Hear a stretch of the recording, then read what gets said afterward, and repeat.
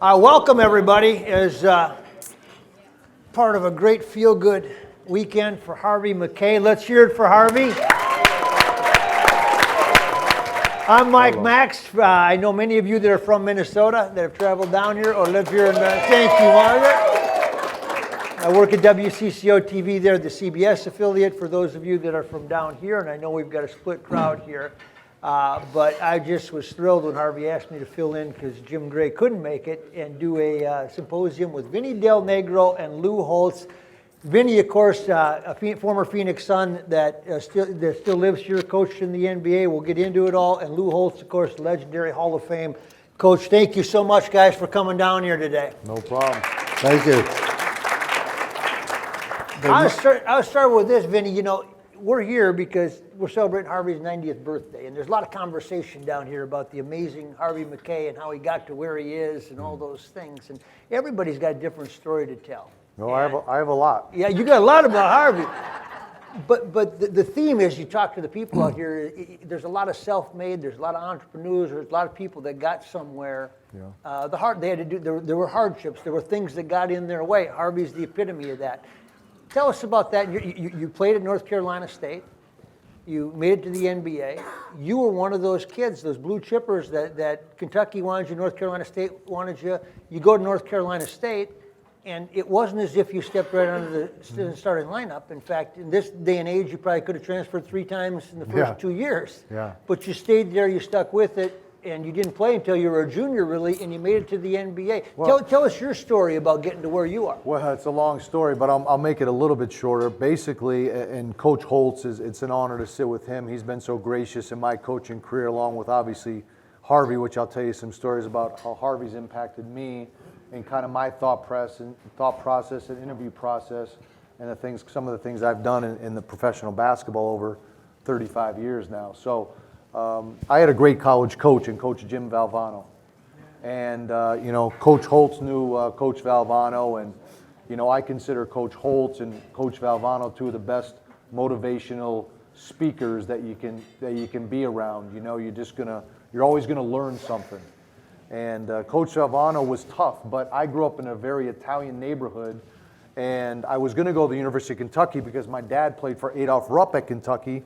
My dad was a junior college All-American, led the nation in scoring both years, still holds the record for junior college, scored 49 points in an All-Star game. After 62 years, that record still holds. So my dad was a very good player, and he went through his hardships. And when I wasn't playing as well, when you go from high school to major college, there's a jump, and then when you go from major college to the pros, there's even a bigger jump. But I think the first 2 years, as though they were difficult because I was a high school All-American, it really taught me how to persevere and handle the adversity of the moment. I'm not saying it wasn't tough, but I believed in Coach Valvano. I believed in his program. I knew I had the ability to do it. I just had to personally get better. And there was one phone call my father told me. I was like, I'm not playing. I want to play. And my father told me in a phone call, never forget it. He said, Vinny, if you are good enough, Coach Valvano will play you. So go talk to him every day, find out what you have to do to play, whatever. So I went to Coach Valvano's every day, went to his office. He was smoking a cigar, playing darts, eating Italian food, and we would talk basketball. And he would say, I want you to go get stronger. I want you to do these drills. I want you to play in the summer league. And I took it and I just locked in.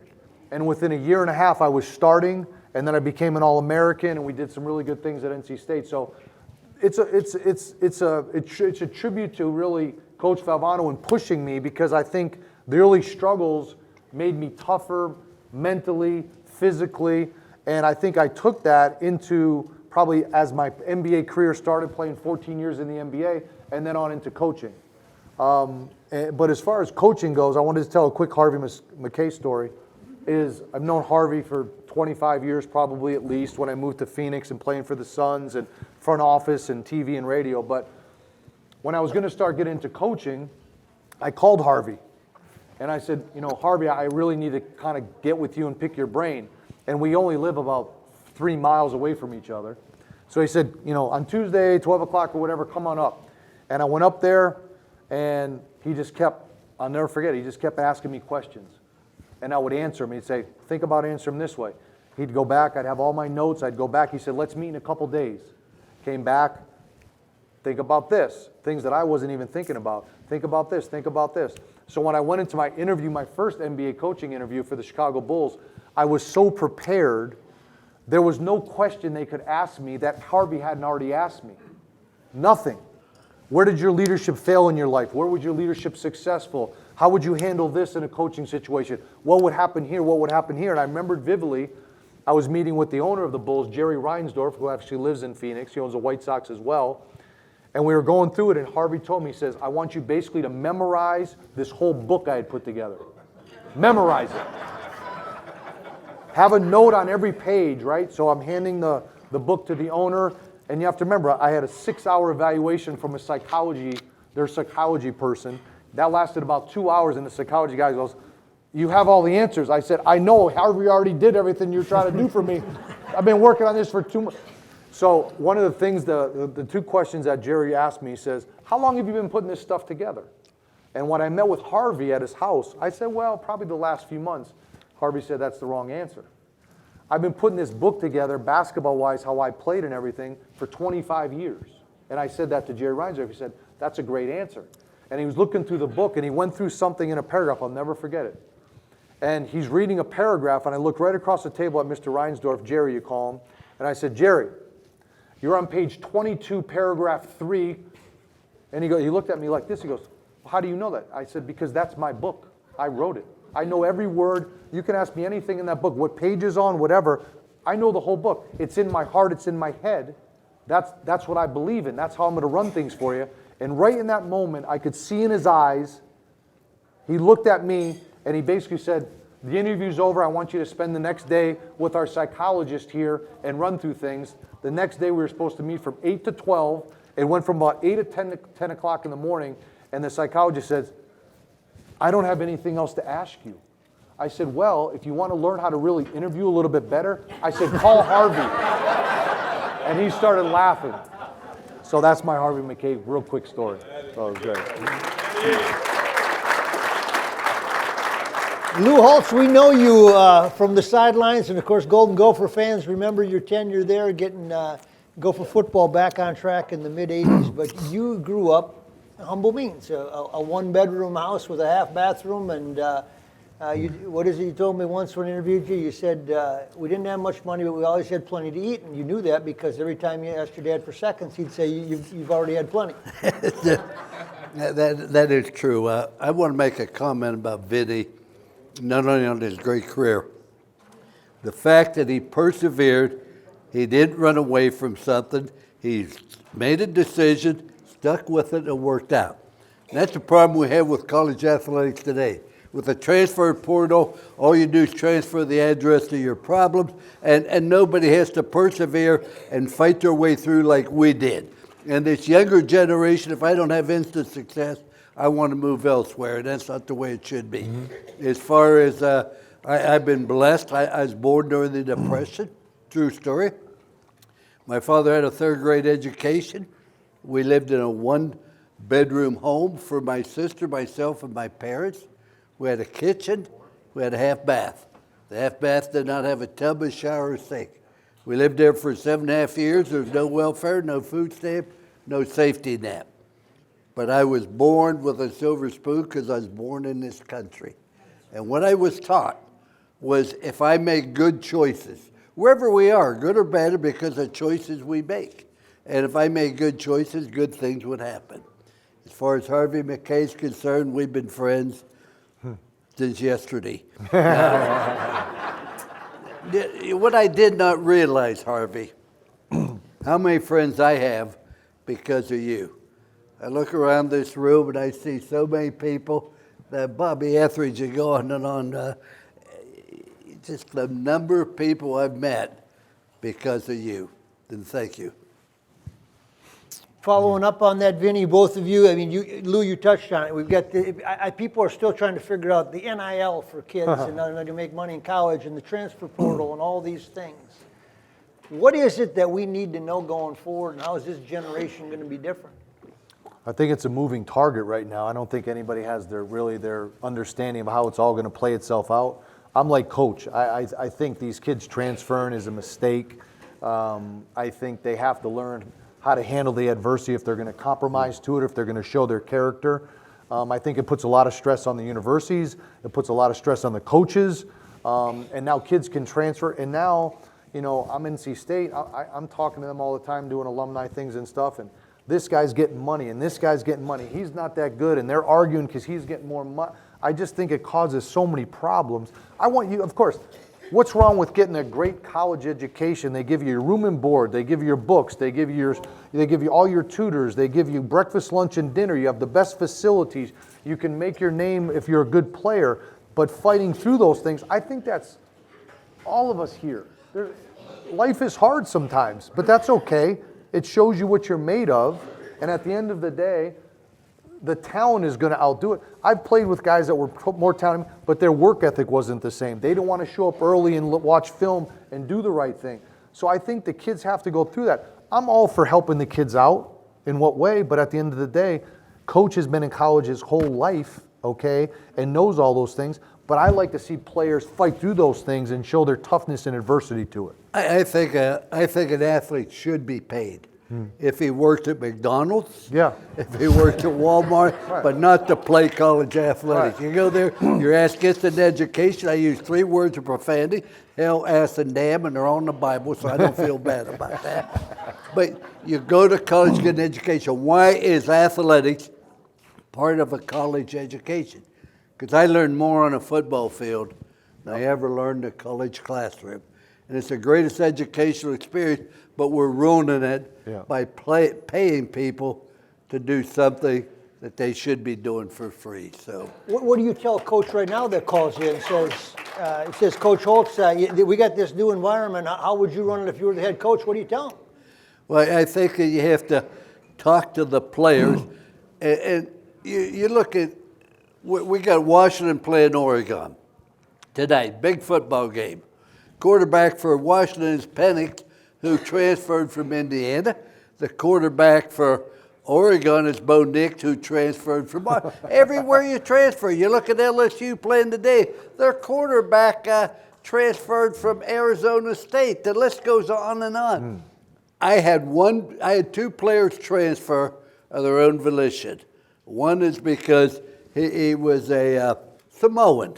And we didn't have a lot of Samoans at Notre Dame, so he wasn't real happy. But I talked to the athletes. You have an obligation. You make a 4-year decision, but it's a 40-year decision. Where are you going to go to school? What are you doing on your diploma? And the relationship you have. And when you came here, you had some success because the seniors provided leadership and told you how we do things and talked about our culture and everything is building a culture with the team. And all of a sudden you're going to leave. Your obligation you have to the younger people coming along, make a decision and live with it. You know, it's just like being married. There isn't anything easy about being married. I was married for 59 years and was cheaper to keep her, but for 59 years we were together. God bless her. But it just, you make a commitment and you live with it. And it's going to pay great dividends in the future of how you're going to affect it. This idea of changing the address of your problems is all you do. But I would say, I think when I look out there and I look at a Harvey Mackay or I look at a Coach Holtz, or I was lucky to have Coach Vaughn on some great mentors and some great coaches in my life, would I take, or Elton John last night, okay? I'm watching the video and I'm watching his drummer that's been there forever, and he's got the tambourine going. You could just see it in his eyes, man, his passion, his love to just, his enthusiasm. And I'm a firm believer in nothing great in life happens without some type of excitement, enthusiasm, because then it's not a job. Then you're enjoying it. You watch his eyes, and they're playing last night, and you watch when Harvey speaks, or Coach Holtz has spoke to my Chicago Bulls team, and he tells stories. But when you watch him speak, his enthusiasm, his heart, his passion to do it. So that's what I would tell players. First thing you have to do when you walk on the court, you have to walk into the meeting with some type of excitement and enthusiasm. The second thing is you have to have a focus every day on how are we individually and as a team going to get better. And the third thing is we don't make excuses. You win, you lose. There's no gray area. So the preparation of the mental part of it and the enthusiasm you bring to anything. So I look at it for these college athletes, like Coach said, is attitude precedes everything. What is your attitude? What is your attitude going to class to get an education? I didn't particularly like going to class, but I knew if I got smarter in the classroom, I might get smarter in the basketball court, and I wanted to be a great basketball player. So I committed myself to that. So your attitude coming into that, like anything you do in life, you bring some enthusiasm, a focus to what you want, and don't make excuses, and have that positive attitude. And sometimes it's hard, but that's okay, because when you succeed, it makes you feel that much better.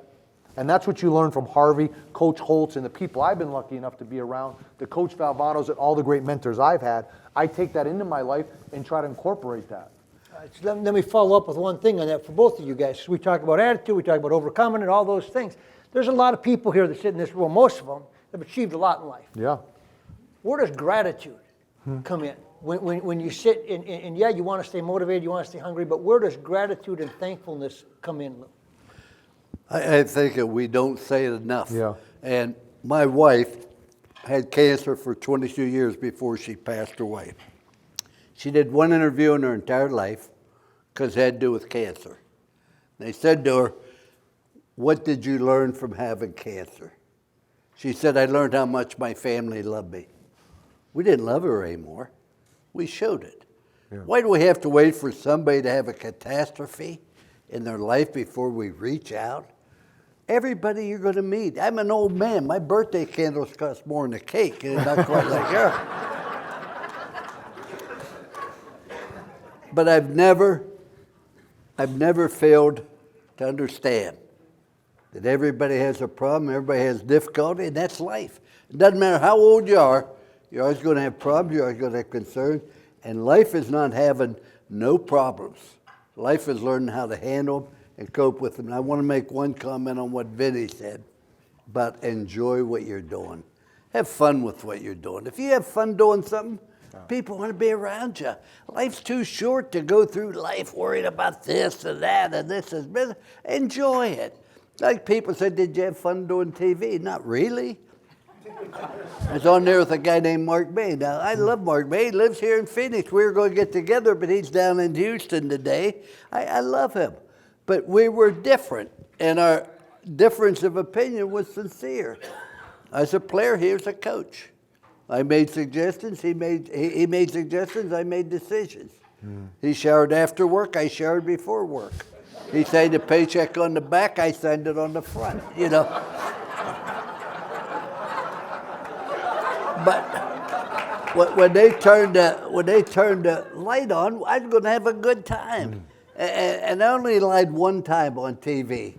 Mark May said something about my golf game. I said, "I want you to know I'm the best golfer at Lake Nona." Now, we had 17 touring pros at that time. And I'm not a good golfer. Hell, Harvey beats me. It tells you how bad I am. But I went back to the club the next day, and everybody said, "You lied. You're a lousy golfer. How could you say that?" I said, "Let me tell you something. 300 members know I lied. 300 million people think I'm a hell of a golfer." So, it goes on. But the important thing is have fun with what you're doing. No matter what it is, you can find a reason to have fun. And the joys like Tom Sawyer painting the fence, everybody wanted to paint it because he acted like he's having fun doing it. Yeah. So enjoy life. Vinny, for those Minnesota fans up there, the Timberwolves have reconfigured the team, as you know, and they got Rudy Gobert. It's not happening for them right now. I was at the game against Phoenix the other night. They got beat, pretty good, and Phoenix didn't have all their key players. Is building a culture in an NBA team similar to building a culture in a college team, or is it? I think every situation is different. The players you have, talent trumps everything. But I never had rules as a coach. I had standards. I wanted people to act a certain way, do things, and the onus was on me. If I created that atmosphere, people were going to follow me. I was the leader, you're the coach, whatever. But I wanted my employees and the people that work for me to be good leaders as well, and I wanted to help them in that environment to do that. So I think players see that. Players, anytime you give a player a little bit of wiggle room, they're going to take it. But if everyone's connected, and sometimes they made a big addition in Minnesota with Gobert, who's a totally different player. So Towns likes to play outside. Gobert's a shot protector. The game is different. It's a spacing game. The teams that have body and ball movement are the most successful. they play a triangle on one side and lift the other side. So there's all these things I can talk to technically about basketball, but the chemistry of the team and how you stay, there's going to be highs and lows. You know, some guys got COVID, they're out. Some guys have injuries, they're out. But you never can make excuses. I always tell the players, no matter what happens, this is the schedule. These are our games. We have to prepare every night. Who's able to play, plays. And if someone's injured, you have to step up and play and take more minutes or whatever. We are a team moving in the same direction. And I always wanted to treat the guys coming off the bench the same way I treat the starters. There's no in between. And if you have your best players that buy into your culture and your standards you set, then the rest of them are going to work through the process. So I always looked at it like that. I worded it a little bit different, but very similar. Every business, every football team goes through 4 different stages. Stage number 1, you learn how to win. We went to Minnesota. The average score was 47-13.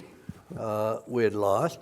But you learn how to win. How do you learn how to win? By doing the fundamentals. Yeah. You block, you tackle. Then you have to learn to go through phase 2. You got to learn how to win. You win by doing little things the right way. Everybody does the big things. It's the little things that make the difference.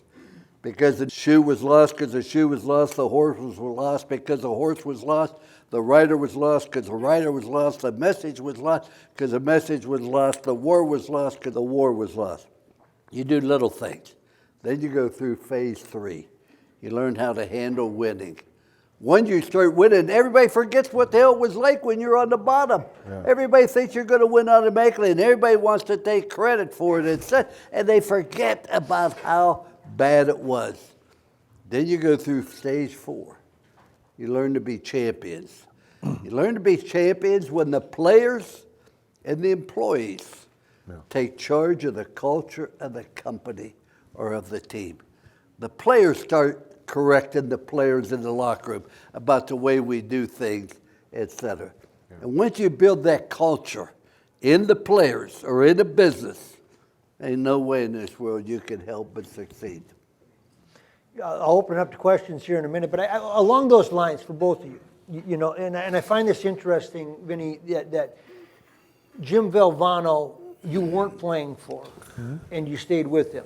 And Coach Holtz, you have a lot of players. Not everybody gets to play on Saturdays.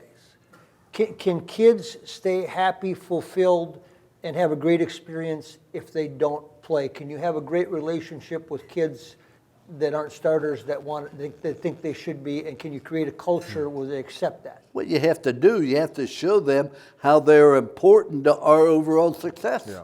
Everybody has a role. Not everybody be first team. Not everybody All-American. Not everybody be all. Everybody can be the best they can be. And if you're on the scout squad, then be the best you can be so you give him a very good look so that they prepare for the game. Or maybe you're on special teams. Whatever it is. Everybody plays an important role on your team from top to bottom. It's not just about the stars, not about the starters. And I'll tell you something else. You'll never win a game in basketball, football, or anything without somebody coming off the bench and making a difference in the outcome of the game.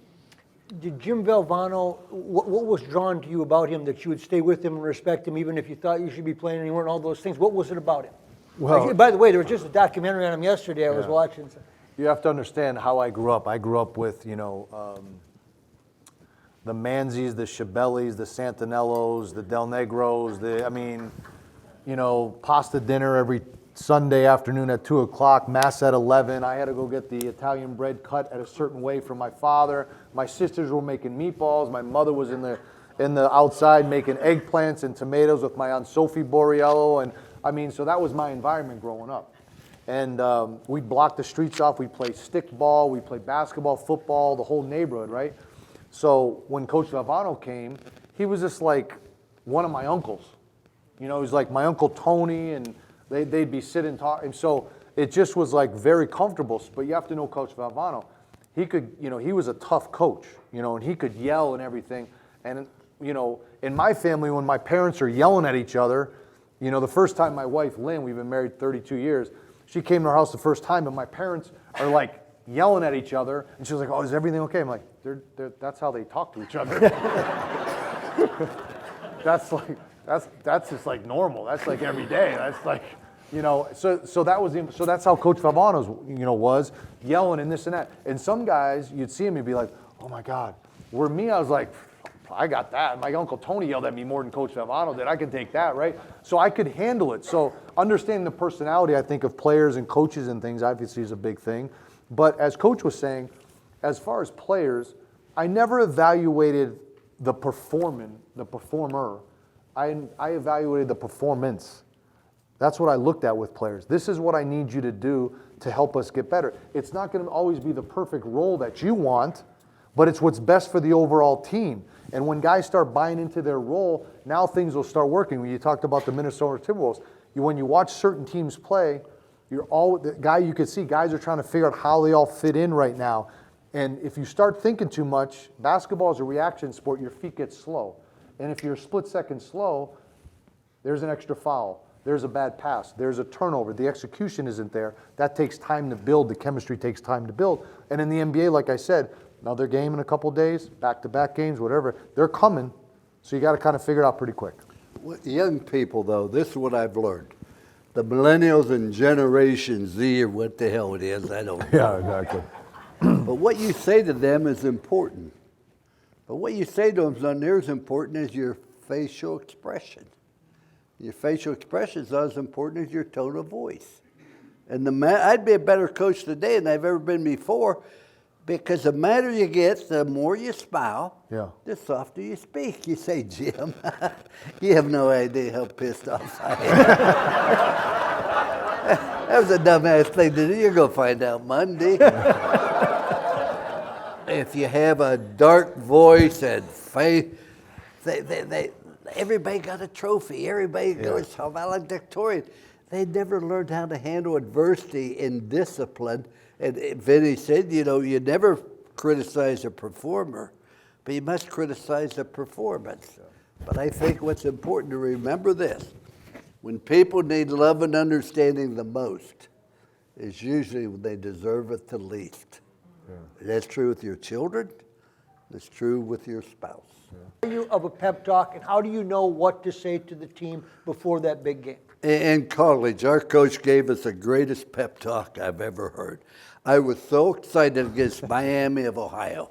I went running down under the opening kickoff. The guy hit me in the jugular vein. I couldn't remember a damn word the coach said. So I came to this conclusion, let's just have a sense of purpose of what we're trying to do. I'm not trying to get you all excited, but I am getting you to understand what our sense of purpose is and what we're trying to do and how we're trying to do it. And at halftime, what do you say at halftime? Depends upon the situation. I've had a team, we were down by 22 at halftime, we come back to win. What do you don't bitch and moan and holler. You do that on Monday. You say to them, we've averaged 34 points a game. We ought to be able to get 17 and a half, just average. We have to get a touchdown or a score from our defense, and our kicking game has to set up one also. You break it down where they could see, hey, we can do this. It isn't impossible. And you just, if you're way ahead, you say, hey, man, you win the third quarter, we eat hot dogs, drink Cokes in the fourth quarter, and watch everybody else play. It's just have fun with what you do, and you move on. But I would say, interesting is, I had a great coach in Coach Valvano, and then when Coach Holtz talked to my Chicago Bulls team down in Orlando, and he's an unbelievable speaker, right? This was probably 10, 12 years ago, whatever, 15 years ago, I'm not sure. But I remember sitting there, and we're in the bleachers, and he's talking, and I'm sitting there, and I'm the head coach, right? And I'm like, I wish I could still play, because I want to play so bad. He's talking, I'm like you're saying he's underselling his pep talks. I wish these legs could still run. I can't move anymore, but I'm ready to go. I'm like, oh my, I want to go, right? I'll tell you a quick Coach Valvano story. This was him. We're playing in Hawaii, in the Rainbow Classic in Hawaii, and we're playing Louisville. I can remember it like that. I remember who I was guarding. I could smell the ball, leather of the ball, the gym, the whole thing. I could see it vividly. And we weren't playing very well. We were ranked top 10 in the country, and Louisville was top 10, and it was a very big game. We weren't playing very well the first half. We were maybe down 7, 8 points at the half. And the Rainbow Classic, the locker room is literally the size of this stage right here. It's tiny. So you got 5, 6, 10 guys, 2, 6, 9, 6, 8, and the guards. I'm the small guy and everything, right? So we're in there, and there's this door, there's this swinging door, right, in the thing. So with Coach Valvano, when he came in the room, he was big Vince Lombardi guy. You had to sit up in your chair, and wherever he went, your eyes always had to be on him. Eyes on me, just like Lombardi was. He would quote Lombardi and everything. Eyes on me, right? So you're thinking at halftime, he's going to get on us, blah, blah, blah. And he was very motivational in certain ways. So he knows he's going to get on. So we're sitting there going, all right, we got to start playing better. We're talking. He comes in, boom, eyes on him. And there's this swinging door. And he swings the door like this, swings it, boom. And he doesn't realize that our older doctor, 76 years old, Dr. Manley, the nicest guy in the world, he hits him straight in the forehead. It's literally. Now, Dr. Manley, the stage is, the locker room's this big. Dr. Manley is laid out on the ground. Coach Valvano's standing here like this, looking at him. The door's right there. And he's got blood dripping down the forehead. And he knocked him out. So we're sitting there going, is he okay? Is he alive? Did he kill him? You're sitting there going like this, right? So I don't know. I'm sitting there going, we help him? I don't want to move. Coach Valvano's mad. You're a kid. You're trying to figure out. Our trainer comes in, Reebok, the trainer, gives him a little smell, so it lifts his head up, kind of lifts him up. And Coach Valvano says to Reebok, leave him there. So we're going, what is going on? So Coach Valvano looked at us and goes, let me tell you guys something. The way we played in the first half was a disgrace. But I'm going to tell you right now, if we don't play better in the second half and win this game, when we get back to Raleigh, I'm installing the exact door that we have here, and I'm doing that to every one of you when we get back to Raleigh. That was his halftime speech. We went out in the second half. Every timeout, every huddle, we'd all say, you remember what Coach V said at half? Remember what Coach V said? We won by 20 points. All right, but Lou, I got to ask you one more before I open up, because you said your pep talks, you minimize that. You play Miami, Catholics versus the convicts, the famous game, right? Now, I've heard from these Notre Dame kids that have come through the Minnesota Vikings and whatnot about the speech you gave beforehand, because there was a fight before the game, and now you had to figure out whether or not to stoke the energy or not. What did you say? That isn't what I wanted to do. I had this long pep talk, but the fight in the tunnel and before the game, et cetera, I hadn't planned it. But I go up and I said to him, I said, man, if you do anything but show class and dignity this entire game, you will not only not play this year, you'll never play Notre Dame again. We're Notre Dame, we're class and dignity. And no matter what they do, nothing will motivate us to get involved in a fight. Now, if they want to fight after the game in the parking lot, that's fine. And if they do, you say Jimmy Johnson's ass for me. I didn't get another word out. They would run it out. But, you know, I got to tell you this. We had our lunch before a big game. We'd have 3,000 people was the maximum. And we're playing Miami. And I walk into the lunch and 3,000 people, and I sit down. I go at the last second because it was in the Joyce Center. And the priest got up, and he said, Coach, I'm Father Leo. I don't remember his last name, but Leo was my middle name, so that caught my attention. And he said, I'm a Catholic priest. I've been the team chaplain for Miami. We've won 34 in a row. We plan on winning 35 tomorrow. And I want you to understand that God doesn't care who wins this game. Let us pray. So when it came my turn to get up, I said to him, I said, Father, I agree with you. God doesn't care who wins the game, but I want to promise you, his mother has great interest in the outcome. It's like anything. You just have fun at lunch. I'll never forget, I always have 3 players come and talk about their experience. And we had a guy named Craig Hendrick, punted 12 years with Nashville. And he gets up, instead of talking about his experience in Notre Dame, he goes into a tirade how unfair Coach Holtz is to kickers. He said, we only traveled with 1 kicker and 3 priests, which was true, because he did everything. He punted, place kicked it. He said, I don't have anybody to talk to a pregame warm-up. He said, but no. He said, we only have 1 kicker, 3 priests, and the sucker wouldn't let go. And when he finally sat down, I got up and said, Craig, I understand that, but I want you to understand this. If you kick better, we'd only have to travel with 1 priest. It just like questions. What's that? Draymond Green got in a fight in practice in the NBA, so I'll defer this one to Vinny. I think that could have been really bad. I mean, obviously, Draymond's a big guy, and I'm a big fan of Draymond's. Poole's a young kid, both in contract situations. Poole got his contract, Draymond didn't. But that could have been, it got kind of washed over a little bit, in my opinion, just because Jordan luckily didn't get really hurt. I mean, Draymond could have really, put some damage on him. And so the thing I would have liked to have seen on that, and it's a tough situation because you don't know all the meetings and the ins and outs of it, but at the end of the day, it put Golden State in a really difficult situation with the league, with them winning the championship last year and then starting their season a week or so later. They're trying to get that camaraderie. That was bad. I thought the league should have stepped in and took some pressure off of Golden State and said, hey, this is uncalled for. This is a suspension. This is what we're going to do, because now what happens, it opens it up for other guys. So if guys, and coaches, guys are going to get in some scrimmages and some fights and whatever, okay? But at the end of the day, you don't want guys to get injured, lose their career. I thought the league should have stepped in, because now if there's another fight or something, kids are going to go, well, Draymond punched him and I didn't even hit him as hard, and you're going to suspend me now. I think it's going to cause, and eventually it's going to happen. So I was sad to see Draymond do that. I don't know the ins and outs of exactly what those guys were arguing about, but I'm just happy he didn't get really hurt. But I thought the league could have stepped in and protected Golden State from their players in the situation better. If I can just take a minute here and tell you about a true story. We're head of Stanford, coached by Bill Walsh, by 16. We end up losing the game. You know why we lost the game?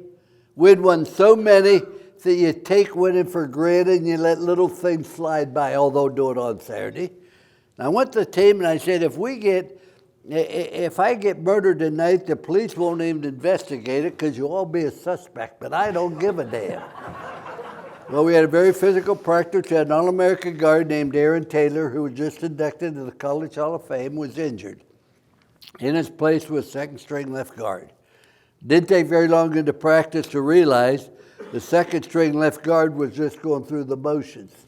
His man was making every play. The other 10 guys playing their heart out with nothing to show for it. And I stopped practice. I said to the left guard, what gives you the right to cause your teammates to fail? He hemmed on and said, go stand on the sideline and think about it. Third-string left guard jumped in the huddle. I said, no, we're going to play without a left guard. I hadn't planned it. It was stupid, but that's how I felt. No, we'll play without a left guard. Well, Rick Meyer takes the ball, gives the ball to Reggie Brooks, our tailback. The guy comes through the vacant left guard, hits Reggie Brooks as he gets the ball. Tremendous thud. Moment of silence. Reggie started to moan. He couldn't see. Scares you.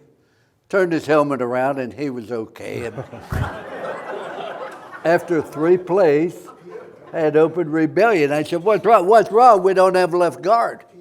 I said, when did you notice? They said, well, 3 plays ago. I said, we haven't had one all day. I'm tired of pretenders. I'm tired of imposters. I'm tired of impersonators. We played last week with 8 players and 3 imposters. I'd rather played with 8. Oh, we would have lost. Ray would have said, wow, if we had 11 like them, nobody beat us. We never lost again for the next 17 straight games. You want to feel you have the right to fail. You do not have the right to cause your teammates to fail because you don't do everything you possibly can. And that's why we all get on the same page, not blame somebody else, but damn it, let's be accountable for what we do. What's your favorite Sid Hartman story? Oh, Sid Hartman. Sid Hartman was a piece of work, I tell you that. I go to Minnesota, and I have no intentions of going there. And this guy, who I'd never met before, brings me to Minnesota, turns the heat up in the hotel room. We stayed in Rudy's big elaborate, and never let me outside. And he said to me, they'd offered the job to 5 different coaches, and all 5 turned the job down before I got there. And I knew that. And I said to Harvey, he said, but they aren't as smart as you.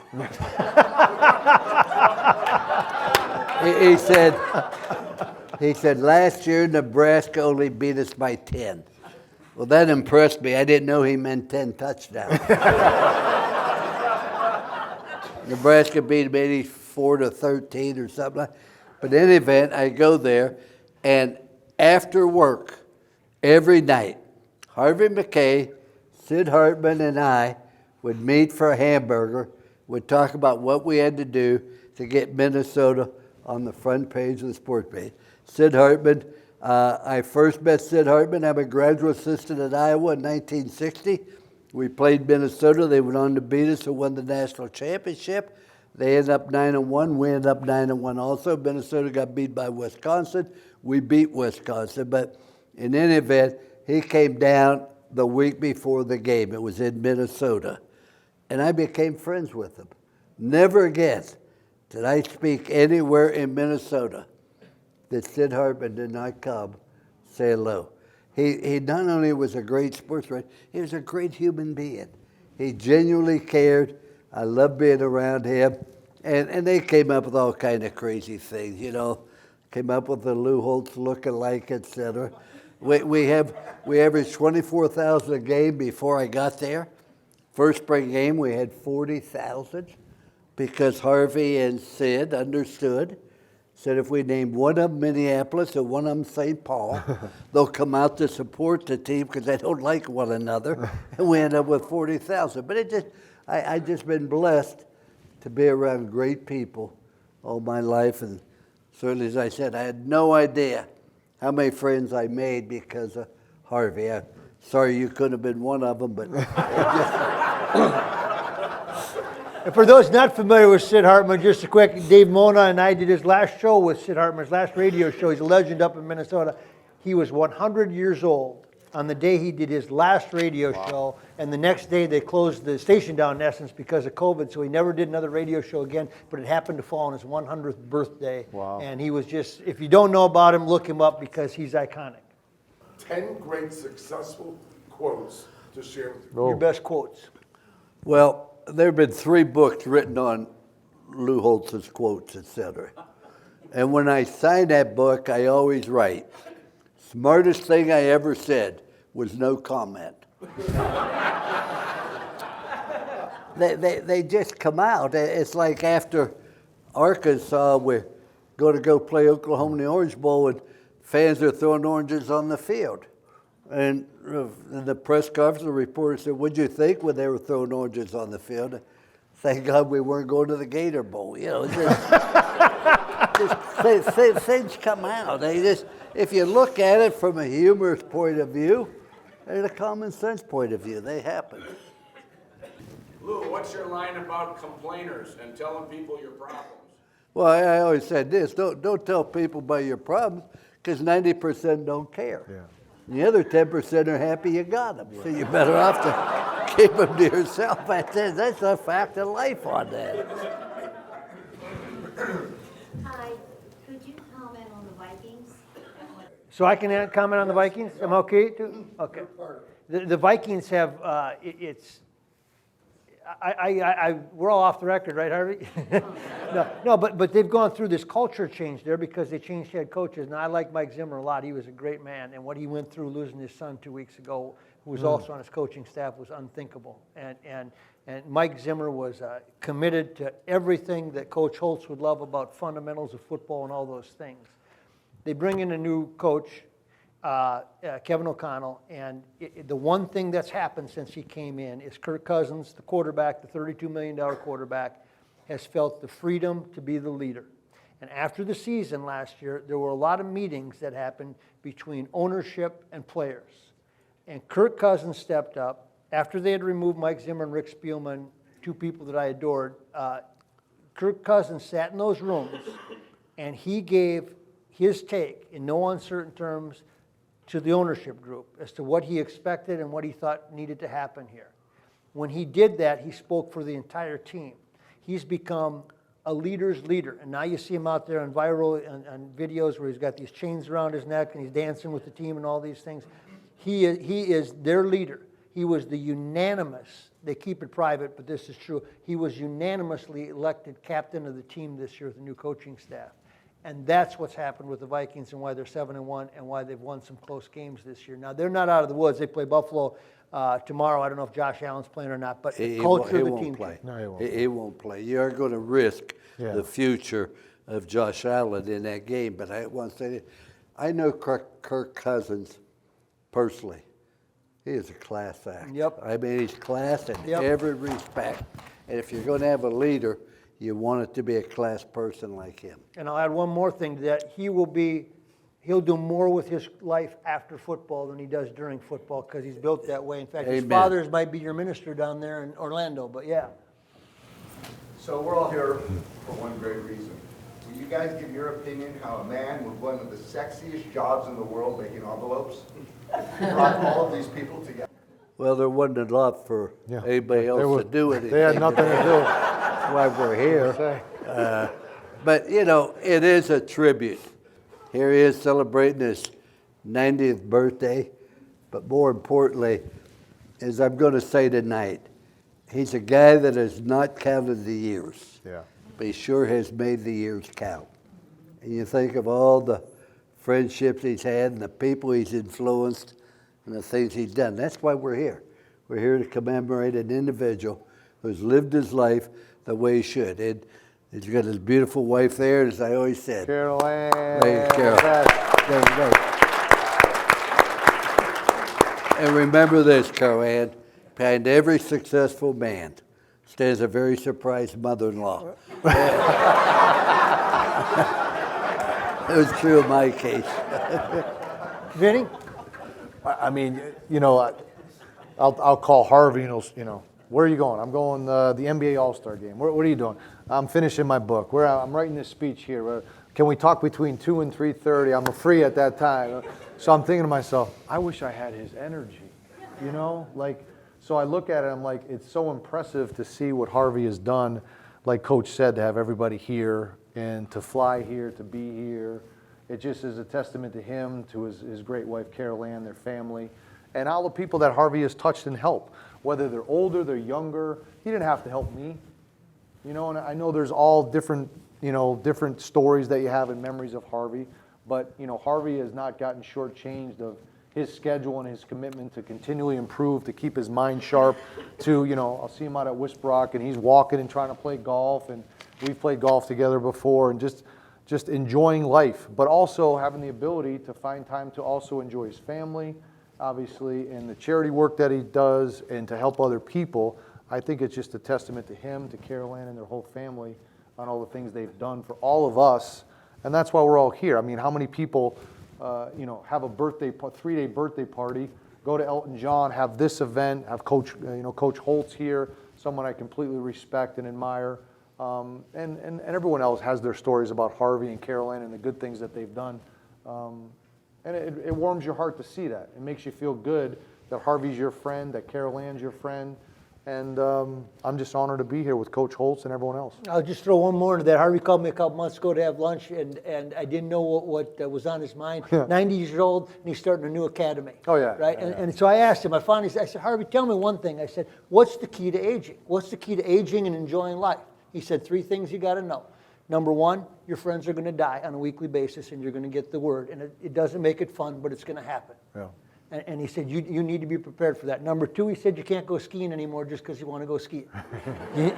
Right? And number 3, he said, commit yourself to developing younger friendships, because they'll keep you young, and they'll let you know what's going, and they'll keep you vibrant. And he was so succinct in that, in 2 minutes of that lunch, and I've quoted him many times since. But you understand why Harvey's 90 years old and going strong and so happy. All my life, I've tried to make sure I had 6 close friends, because I never wanted my wife to have to hire pallbearers. Yeah, exactly. So, you won't have that. Hey Lou, you had great success in Minnesota, 85 Independence Bowl, 86 Liberty Bowl. Imagine if you would have started Sam Richter.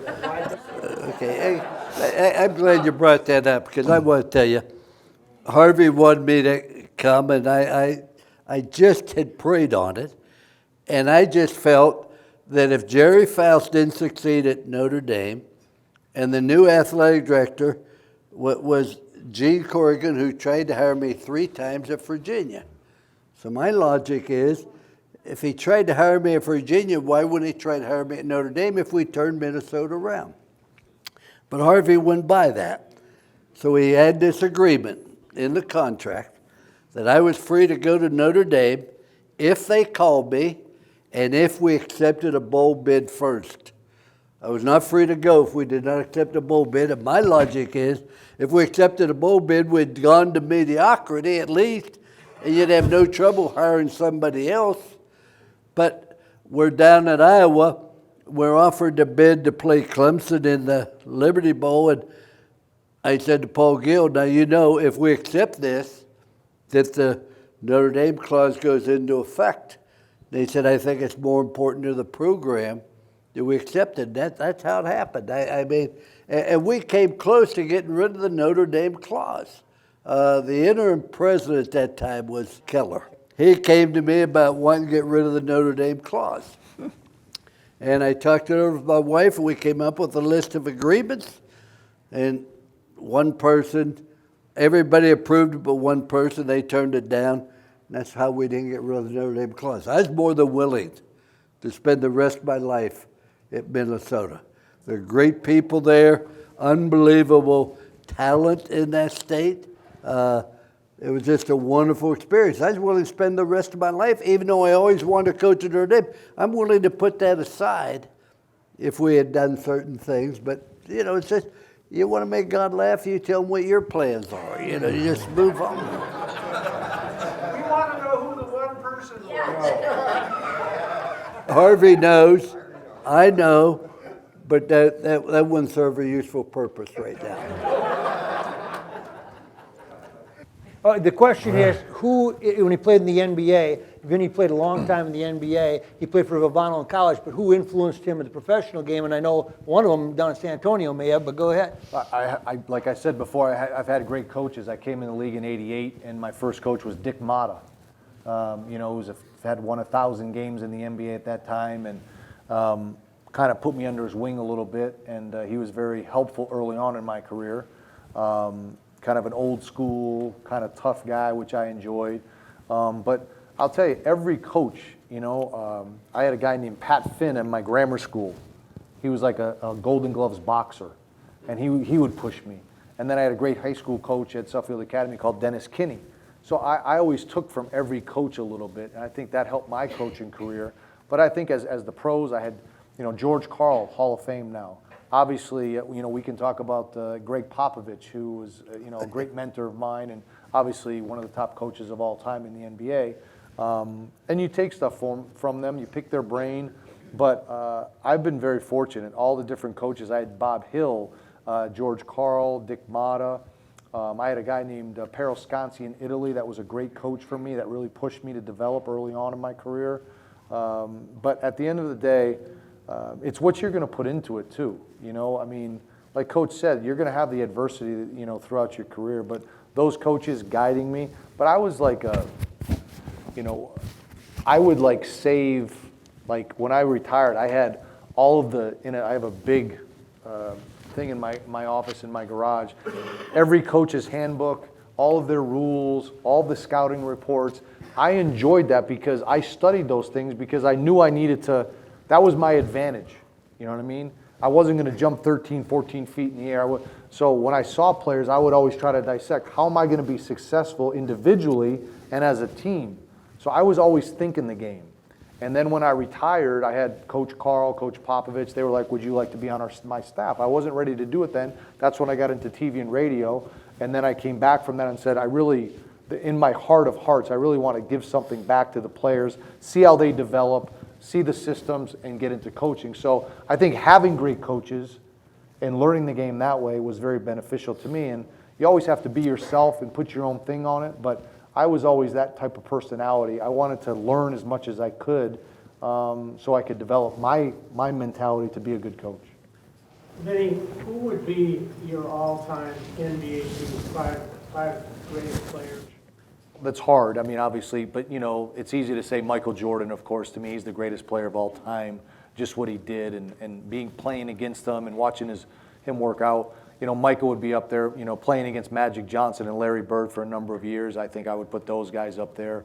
You know, you can talk about, you know, Bill Russell. I grew up with the Celtics. My father's favorite player was Bill Russell. The first call I got in the NBA is Bill Russell was the general manager of the Sacramento Kings, and he drafted me. So hey, Mr. Russell, and my dad grabbed the phone. He wanted to talk to Bill Russell so much, you know, so it was kind of funny. But you know, Bill Russell was the ultimate champion. But, you know, Magic, Larry, Michael, I mean, I think those guys have to be in there. LeBron's longevity statistically and what he's done. But there's so many players. It's hard. I was a huge Kobe Bryant guy because I played against his father. I played against him. I coached against Kobe. I saw him working out. I saw how great of a competitor he was. I'm going to give you a quick story about Kobe Bryant. We were in Las Vegas, and I was coaching the Clippers at the time. No, I was coaching the Bulls at the time. And my wife at the Wynn Hotel, I had to go to the gym. So I went down early to work out. And Kobe was down there with his trainer working out. And then I went to the gym. He went to practice. And then after practice, he came back about 6 o'clock at night. And my wife went down to the gym to work out. And he was down there again working out. And then I had to go back to the gym that night to do some things with my assistant coaches. And Kobe came back to the gym for another hour and a half to work out again. So in that day, he worked out 4 times. So his mindset and his dedication, I totally respect guys like that. And Michael was the same way. I could tell you a million stories about Michael that way. I could tell you a million stories about Tim Duncan or Dirk Nowitzki and all the. You don't just roll out of bed. You know they're unbelievable players. You got to work.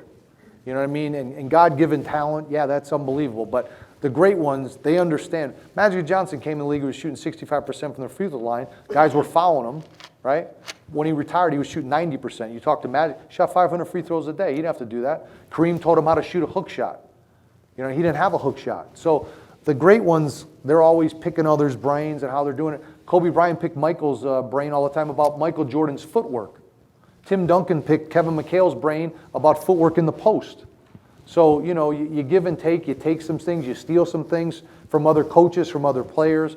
So guys like that I really respect. To say 5 guys, Larry, Magic, Michael for sure, and then the other 2, I could easily put Bill Russell in there. Kareem Abdul-Jabbar, I think gets overlooked statistically.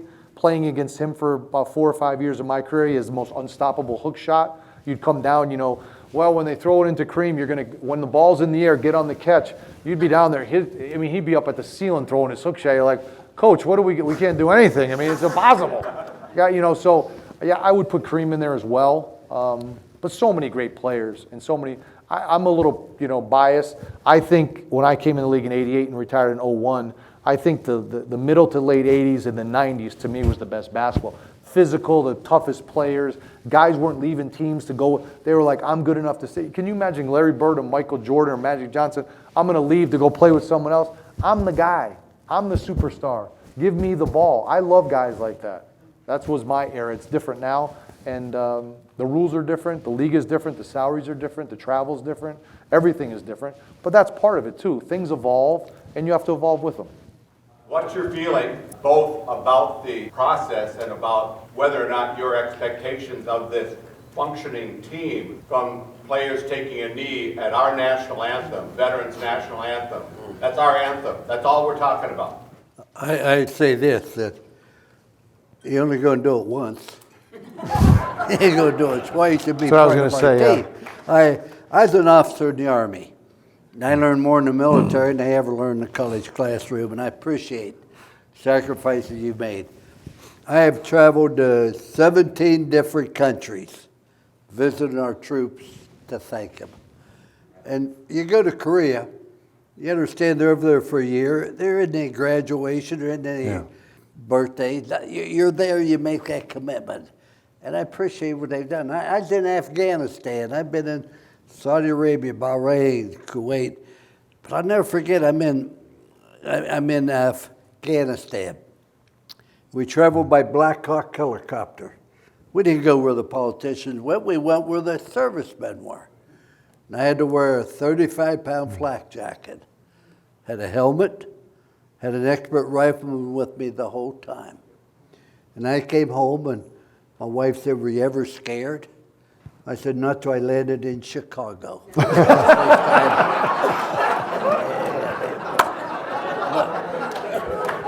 I appreciate the sacrifices you've made, and this country would be better off. I agree with that. If everybody spent a year in the military, yeah, exactly, we wouldn't have the problems. I agree totally with Coach on that. But you know, it was interesting. So when I was coaching the Clippers, I had some younger players, And they were like, oh, we're practicing too long, we're doing this, we're doing that. I said, okay. So one of my good friends was an admiral in the Navy, Admiral Moynihan, and we went to high school together, one of my good friends. So I called him and said, hey, I want to take a few of the players down to watch the Navy SEALs train for the day, right? So I took a few of the players, drove down San Diego, went down there. They were gracious, spent the day with them, watched these guys train on the beach, in the water, I told them, I want to see the most physical day. What day is that? Boom. Brought 3 players down, watched them train. We were going. I said, so let me ask you guys something. Do you actually think we work hard? We're the most blessed people in the world, right? Those guys work. That's what real work is. So when we're in practice and you're worried about an extra 10 minutes of doing sprints or being in shape or developing your mind or watching film or whatever, I want you always to have that vision of how hard those guys are diving on the dirt and rifles and running and holding stuff and swimming. And we were there the whole day. And I was exhausted watching them, right? And these guys are just going and going and going. So when you watch that, like Coach said, if you spend time and watch the dedication, the mindset, the toughness, just the great heart that they have to represent our country and give us the freedoms we have, it would be hard to not stand for the national anthem and represent the country the right way.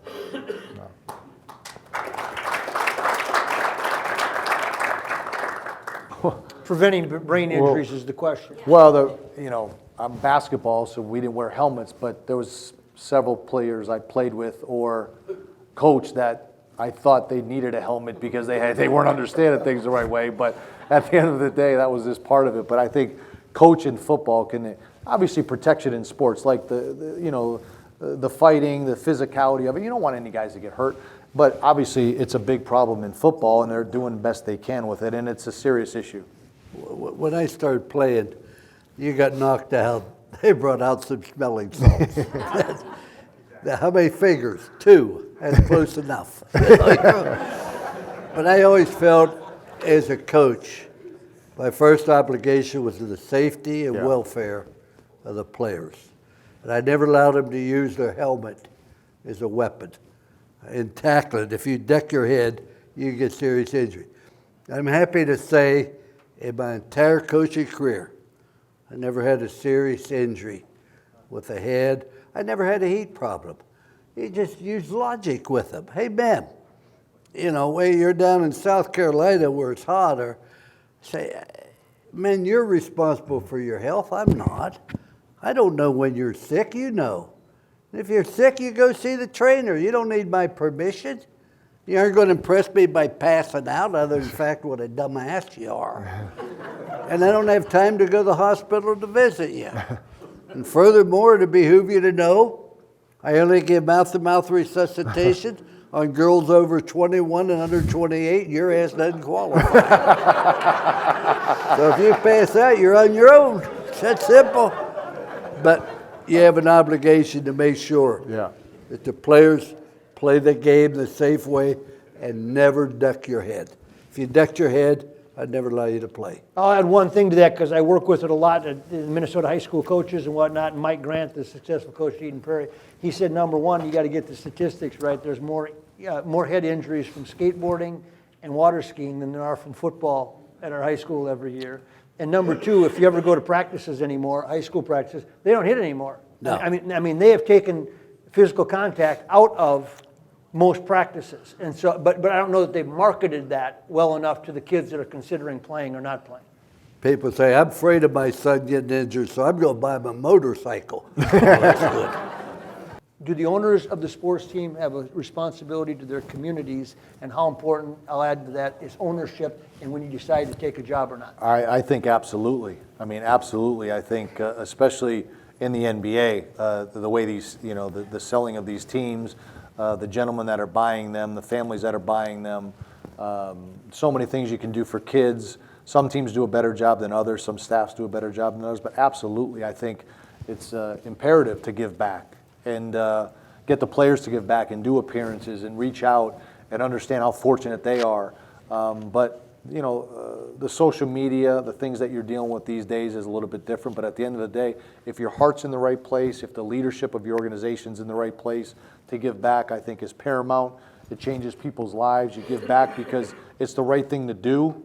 And some do. I mean, a lot do. I mean, I'd like to see more, obviously. I'd like to see more because there's a lot of people that are struggling out there the way the world is right now. So the salaries these guys are making, I'm happy for it. As long as they respect the game, play the right way, are great teammates, and great for the community, I'll support them 1,000%. I can't stand it where people getting beat by 40 points and make a play and get up and pound their chest like they're All-American. I just play the game the right way, and you play it for your teammates, you play it for the love of the game. And I just think we have too much selfishness in this country, too much selfishness in this world. First words we learn when we're young is mine, mine, mine, mine. We have an obligation to genuinely help those who aren't quite as fortunate as we are. Mm-hmm. And I feel that way strongly. I'm one of these old-fashioned people that believe in this country. And I was taught, and we didn't have much, but I was taught. The most important thing I was taught at home was respect. Mm-hmm. Respect for my parents, respect for elders, respect for coaches, respect for teachers, respect for the military, and respect for the law. And not only was I taught that at home, it was reinforced at the school. But today, not to show respect for this country, the flag, or the people that do the thing, drives me crazy. And I'm glad that I'm an old man, as I say, very much so, because it bothers me the direction we're going. That's, Coach, that said, and some of the comments that you just made make me think about where you might be thinking in terms of name and likeness in college sports. Name and likeness, that's the NIL we were talking about before, where you can get sponsors if you're a player and get paid to play, in essence. Ridiculous. That's not the reason you go to college. You want to get paid, become a pro. But you don't do it to be in college. You go there to get an education. It's not a 4-year decision you make. It's a 40-year decision. And you make a decision, you honor it, and you follow through on it. I mean, it will help you in the long run when we start insisting that instead of trying to appease everybody in this world who's unhappy about something. That's not the way we do things. Not about what made this country great. In the back there, how does it change the landscape for high school players now, basketball in particular, because they don't just have college as an option. They can go play overseas. The G League they don't really, not many go right to the G League, but there are options. I mean, all these teams now have such large scouting divisions all around the world. So, and the analytics plays a role in it. Obviously, giving players opportunities. Some guys don't want to go to college statistic-wise or fit-wise. They're just waiting to kind of see where they're going to be drafted. So, but of all the success stories that younger players come into the league, and some have done very well, the Kevin Garnett's and the Kobe Bryant's over the years, and some other ones, obviously. There's a lot that once the kid doesn't get drafted where he's at, actually ends up playing overseas the rest of his career. When if he had gone to college and developed his skills, he probably would have been an NBA talent. So some players develop quicker than others. Some star college players go to the NBA, they're not drafted by the right team, they're in the wrong fit, whatever it is, but all of a sudden in 3 or 4 years they kind of figure it out. The speed of the game, the physicality of the game, the travel. Instead of playing 30 college games, you're playing 100 games and you're playing against the best players every night.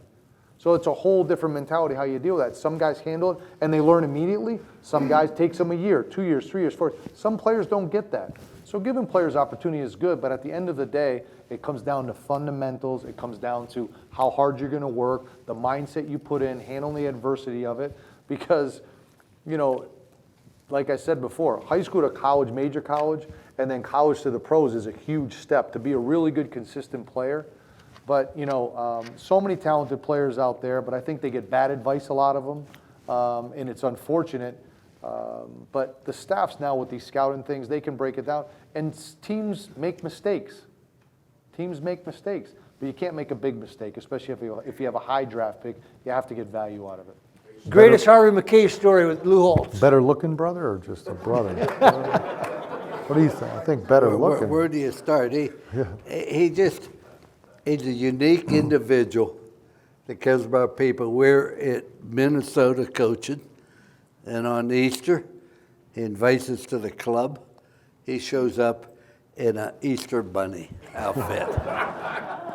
He's an individual that he can upset you. He plays slower than any golfer I've ever played with. I mean, it takes you 1.4 seconds to swing a club. Why the hell should it take you 4 hours to play 9 holes? But he can play, and he's got the worst putting stroke I've ever seen, and the damn ball goes in the hole. It's just, he's incredible, but there's nobody I'd rather have on my side than Harvey Mackay. Sam. Coach, I agree with you on the name, image, likeness, and not paying the players. Saying that, now correct me if I'm wrong with my numbers, when you came to Minnesota, they doubled the salary of the previous coach, Joe Salem, and I think you made $100,000 a year. In college sports today, you balance these billion-dollar TV contracts. The coaches get paid way too much. The coach at A&M, they're paying him $5 million a victory. You know? He gets $10 million a year, and he's going to win maybe 2 games. When I went to Notre Dame, Father Joyce said, Coach, there are certain things at Notre Dame are not negotiable.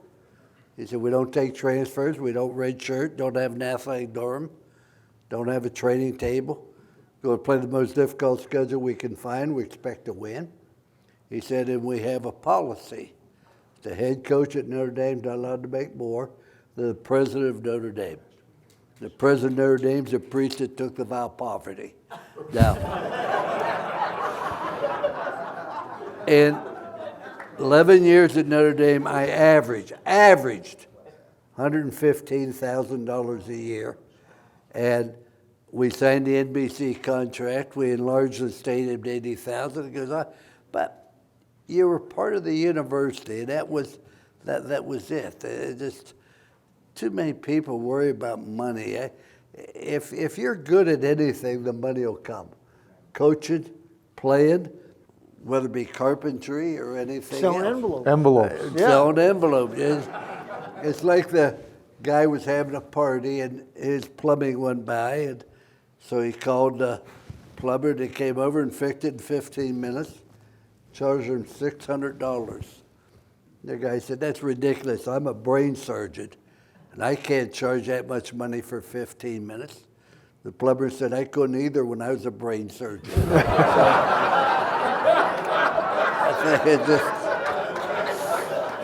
One more.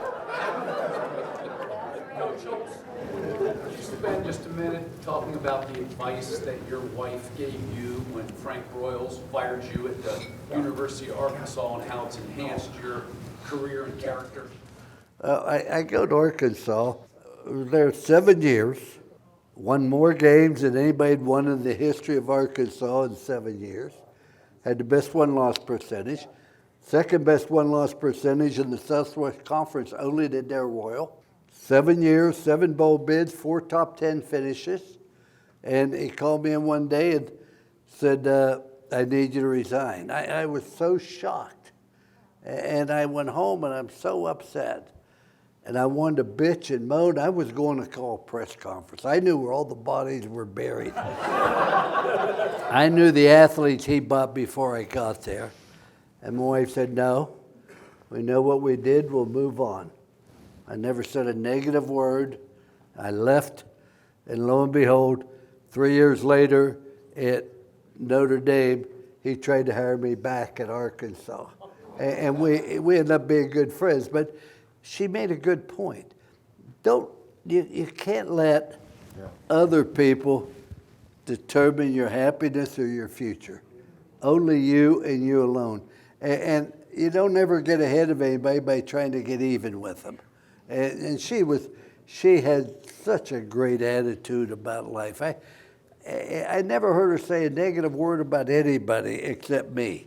In 59 years, she was just a caring person that cared about other people. So I was blessed for 59 years. Hey, thank you to Harvey. Who else could put this together? What a great couple of hours with two legends. You're the best. You are. Okay.